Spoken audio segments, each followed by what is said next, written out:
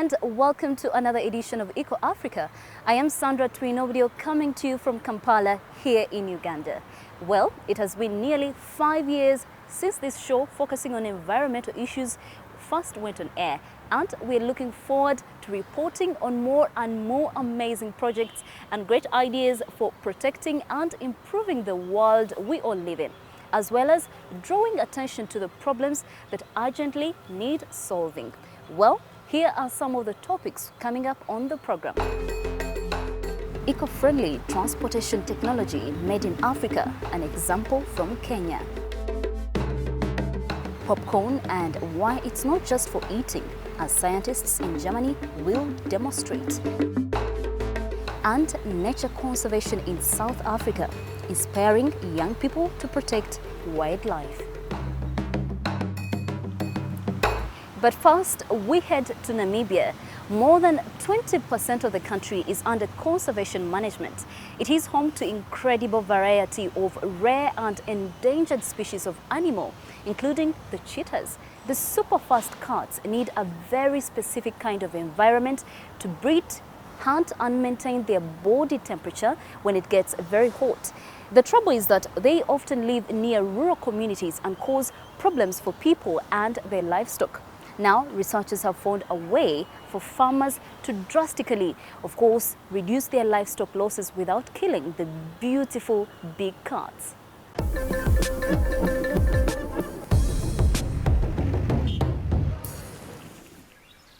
A rare sighting of wild cheetahs in Namibia. The country has the largest free-ranging population of cheetahs in the world, but according to recent research, still their numbers are low. Here the population is threatened because it doesn't occur inside of national parks but on commercially used farmland. This obviously leads to conflict, as the cheetah occasionally prey on livestock of the farmers. Cheetahs' population numbers across Africa have dropped to less than 7,000 worldwide, as their habitat is lost to farmland and housing construction. Poaching and illegal trade in cubs pose a further challenge. And because cheetahs attack livestock, they also get killed by farmers. Scientists from Germany's Leibniz Institute have found a way to reduce that conflict. They've spent more than a decade studying cheetahs in Namibia. Part of their study involves putting radio collars on the animals and monitoring their movements. The team noticed that the cheetahs always return to certain areas, a practice passed on from one generation to the next. They visit these territories and mark within the territory, so we call these centers of the territories where the marking trees are, we call them communication hubs, because the territorial males, they use these trees and also the others in the region around. So these territories are very stable, they are always there. And even if the territory holders disappear, die, then the new territory holders are on exactly the same place. This allows the scientists to identify areas where cheetahs congregate. They then advise the farmers not to put their livestock in those places. It's about 10% of the area that is highly dangerous because the concentrations of the cheetahs is very high, and about 90% that is much less risky for the farmers and their cattle. The farmers that have moved their cattle out of harm's way now lose far fewer animals to the big cats. This simple adjustment reduced the livestock losses by more than 80%. And that solved the conflict for the farmers and for the cheetahs in many cases. Reducing the conflict between humans and animals means more cheetahs survive, and that has other benefits too.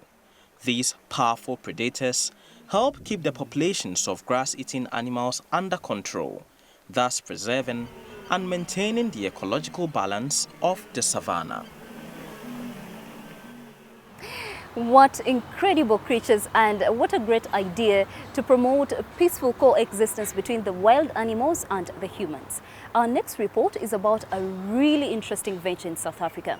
It aims to help communities live alongside animals in the wild, as well as offer professional opportunities. It is called the Tracker Academy, and as the name suggests, it trains disadvantaged rural people in the traditional skills of wildlife tracking. Zukisani Kabalaza and Mpilo Mashaba are looking for their special friends in the dense bushland of the Lapalala Game Reserve, north of Johannesburg. A group of rhinos is hidden somewhere here. This is the front toe. Pens.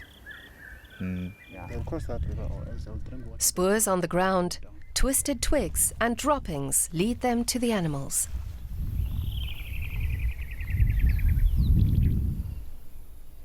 They're professional trackers.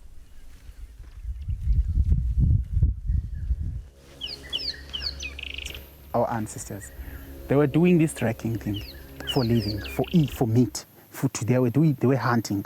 They do it. They started it.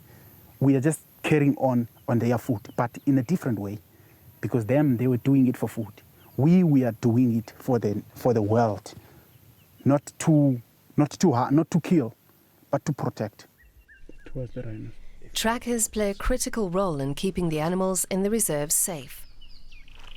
South Africa has nearly 80% of the world's rhino population and has been hardest hit by poaching.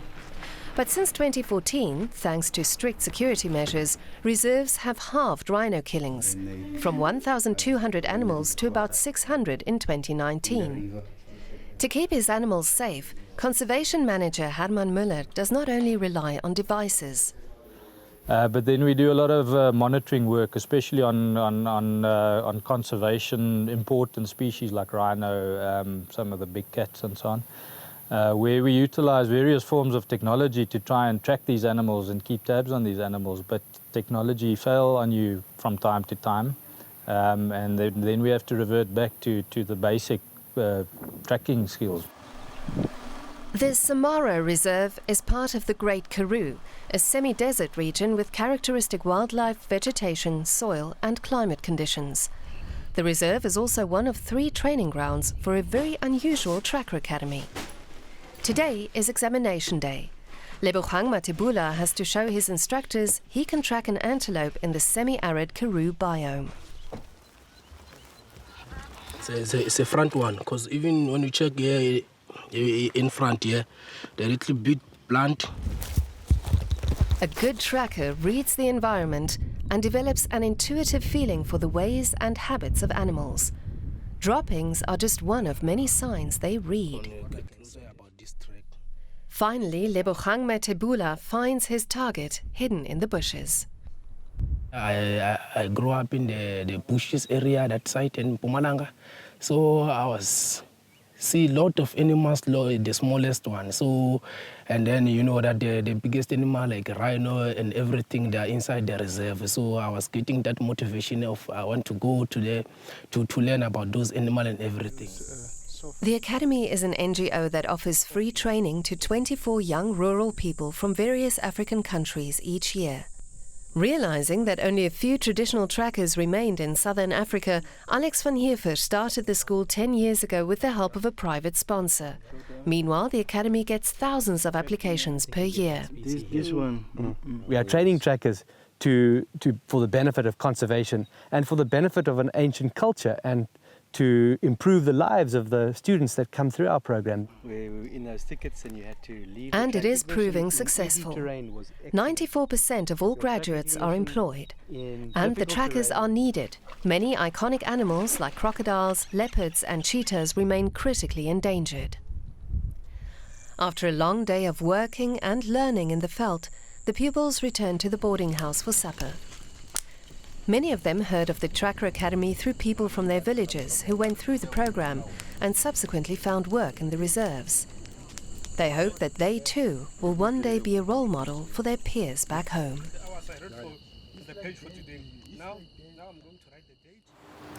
Well, the world could be on the verge of a boom in solar energy. In 2018, it accounted for 2% of worldwide electricity usage, and its share is growing fast. Experts say solar and wind are said to be the most sustainable sources of renewable energy in the southern hemisphere. The International Renewable Energy Agency says that over the past decade, costs for solar have dropped by 80%.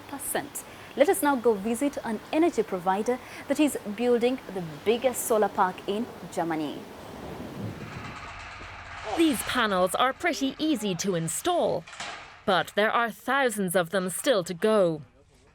In the countryside near Berlin, Germany's biggest solar park is taking shape. 500,000 modules built on metal frames. 100,000 mounting posts. 250 kilometers of cable. 150 fitters working on behalf of one of Germany's biggest energy companies. Here in Brandenburg, we definitely have the potential to complete projects of this scale. But rather than size, it's the viability of the project that counts. This solar park is the size of 225 soccer pitches. Facilities in Europe tend to be smaller because they compete with agriculture for the land. But solar parks alone aren't enough. Here in Germany, there are 19 million apartment buildings and houses. That's a lot of roof space. And an ideal place for solar panels. An entire industry has been built around installing them. Nowadays, the systems are very affordable and economical to run, since you basically don't have any maintenance costs. The installations have become so affordable to install that they quickly pay for themselves. Mark Schwarz owns a house with a rooftop solar system. In many cases, the system actually produces more energy than a household needs. One of the things that makes it financially worthwhile is that the costs of heating your house or heating your water are pretty low.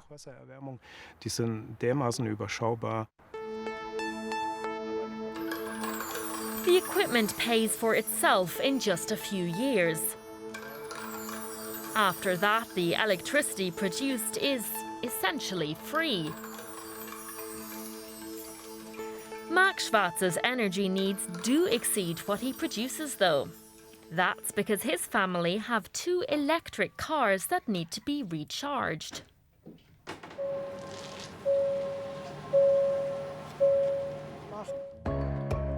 Solar energy is expected to see significant growth in Germany. By the time the last coal-fired power station is switched off in 2038, there would have to be 5 times as many rooftop solar systems and parks as there are now to cover energy needs.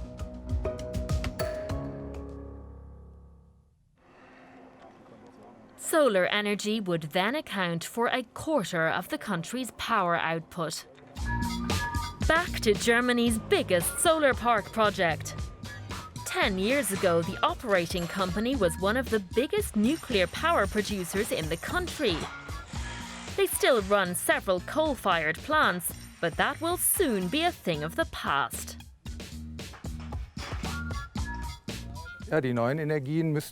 These new energy sources will have to fill the gap. They've become a central pillar in our portfolio. Since 2012, we've seen growth in all new and renewable segments, including wind, both offshore and onshore, as well as solar.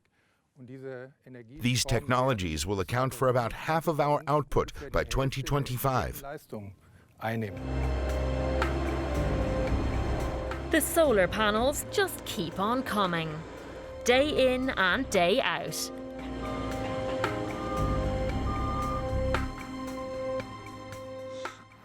Talks of sustainable mobility tend to focus on big cities, on ways to reduce traffic congestion and pollution, and of course, make life better and easier. There are many ventures and projects in Europe, and quite a few here in Africa as well. Let us now take a look at a really practical innovation that was developed in Kenya.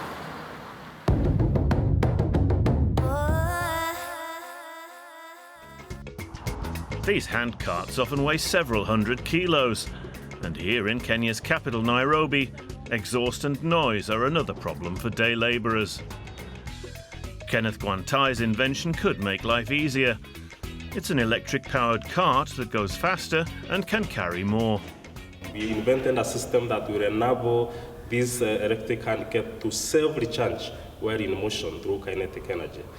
Thus, it means that if you are working with it, the more you move around, the more it is able to charge itself, meaning that it doesn't use fuel, it doesn't pollute the environment, so it is eco-friendly.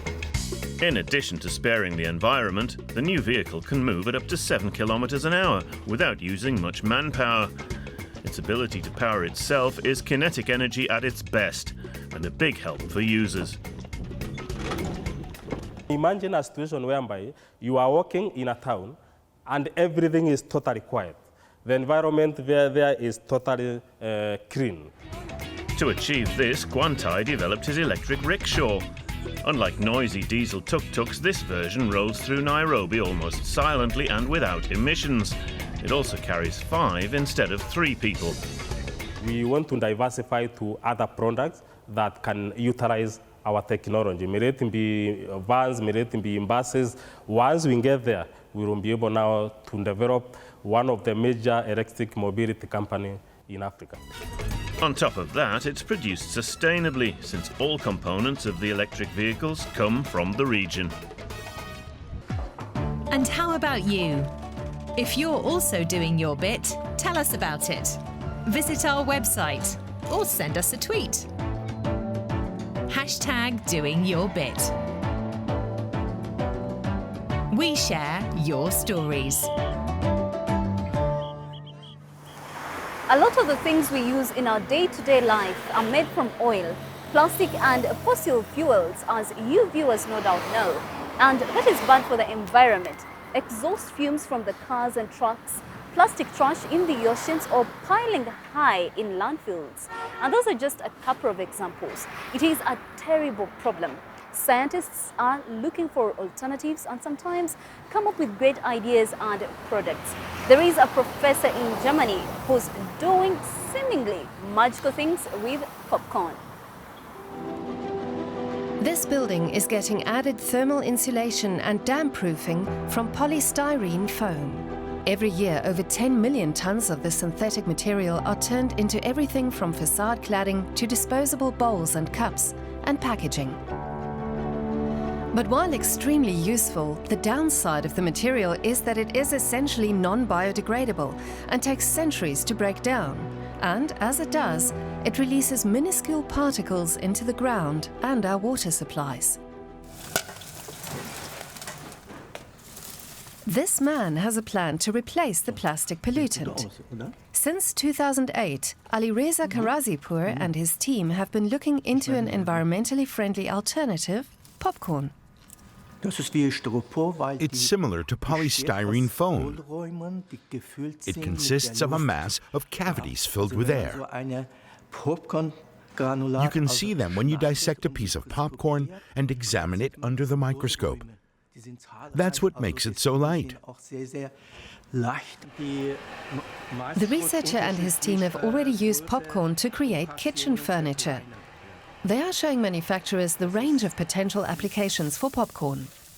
The first step is to turn it into a mass of granules, all the same size. The original maize is grown in Germany. While that is land-intensive, on the plus side, the material will help to reduce fossil fuel consumption. And you can eat it. It tastes a lot like popcorn, except there's no sugar, salt, or chocolate, of course. So the taste is a bit boring.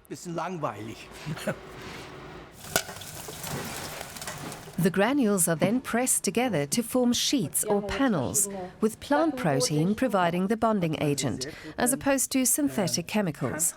This makes the material compostable and even suitable as animal fodder. The team are pioneers in the field. They also use a hot air gun to compare the thermal conductivity of polystyrene foam to that of popcorn, and then measure the heat that penetrates through to the back. In the case of polystyrene foam, the sensor reads 28 degrees Celsius. while the popcorn board is even better at absorbing the heat. Here, the reading is under 25 degrees. You can fit wooden houses with the panels, in the walls or on the facades. You can also use them as insulation for solid-walled buildings. And the popcorn material also performs better in the flammability test. The polystyrene burns up at a frightening speed, immediately beginning to melt and release toxic gases. Subjected to the same flame, the panel of popcorn barely catches fire. Alireza Karazipur is happy to pass on the fruits of years of research on the material. He hopes to see environmentally friendly products made from popcorn replacing polystyrene foam on a large scale, and the sooner the better.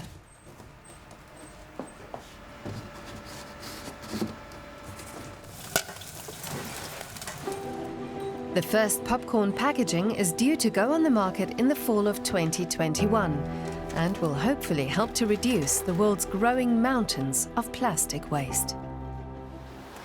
New technologies can certainly make our lives easier, but when the internal combustion engine was developed in the 19th century, no one imagined the air pollution and serious health issues it would later cause. That is why today many innovators are committed to finding eco-friendlier ways of powering machines, and when these innovations help to counteract climate change, then wait, just see for yourself. Withered corn husks aren't uncommon in Rwanda these days. The current drought has lasted months, and the increasingly extreme weather threatens the livelihoods of local farmers, especially those in the eastern part of the country. It's apparent that climate change is real and increasingly dangerous. The farming seasons that people are used to are no longer predictable. At times, it rains where one expected drought or drought instead of rains. It's confusing. You can't just farm and have hope of having harvest. Luayito Nyampeta is one farmer who has been fortunate during these hard times. Her fields are near a river, so she's been able to pump sufficient water to her crops. But the diesel needed to power the pumps is expensive, and the exhaust that is emitted as a result contributes to greenhouse effect. Researchers and technology experts from a Rwandan startup have developed a solar-powered irrigation system. The high-tech project was financed by a US aid organization and the Rwandan government. The new irrigation plant came at just the right time for 40 farmers from a cooperative in the Ungoma district. The drought made agriculture more difficult, and the cost of renting the diesel pumps nearly consumed the meager earnings.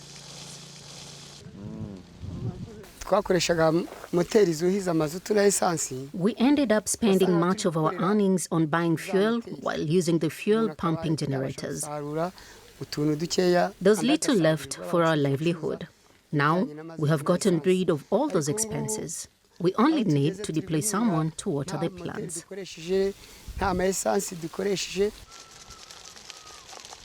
Due to the more affordable irrigation, farmers can now tend larger areas of land and keep farming all year. Their yields are much higher as a result. I was only harvesting 50 kilograms of beans and 2 bags of sorghum each season. Now, with solar irrigation, the yield volume has multiplied by 3. I'm considering expanding my farming even more. Solar-powered irrigation systems should be up and running in all 30 districts in the country by the end of 2021. The startup that builds the solar irrigation system has also developed a system to measure the temperature and moisture of the soil. Sensors calculate the exact amount of water needed by the plants. Farmers are then notified via an app about when and how much they should water their crops. The plants need to get the optimum of what they need. That's why we believe when they use this technology, they are going to improve their production. And it has been tested to be a success in the pilot phase we have been doing. This pilot system is powered by solar energy as well. Now the farmers know exactly which plants need water and how much they need. For the time being, they're improvising with plastic bottles, which will soon be replaced by water horses. It looks like technological advances will be key to our future.